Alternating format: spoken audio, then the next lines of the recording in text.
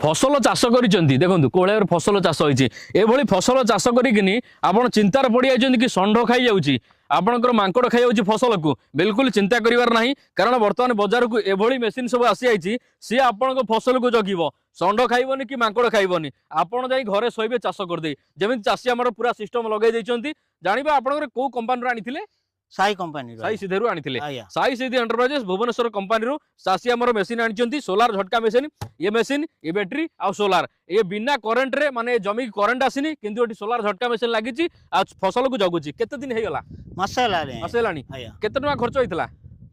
खर्च होता 10,000 टका 10,000 खर्च होइतला आया। तार फार सब तार पर मिसै सहकारी ओके तार फार मिसै टका पाखा 10,000 खर्च होइतला आ 5,800 टका मेसीन आरंभ होउची आपनकर सोलार मध्ये मिल जाउता सहित बैटरी मध्ये मिलुची बाकी इन्फॉर्मेशन पई नंबर रे कथा हुंतु जदि फसल चाष करिसंती लगांतु आपनकर फसल पूरा 100% सुरक्षित रहिबो।